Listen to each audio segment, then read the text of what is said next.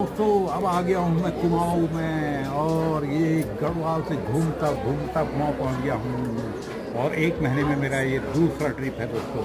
और ये कोसी नदी यही जाएगी जिम कॉर्बेट पार्क दोस्तों। और ये नदी आज से 4-5 साल पहले इसने अपना रुद्र रूप रख लिया था दोस्तों, और बहुत तबाही मचा दी थी।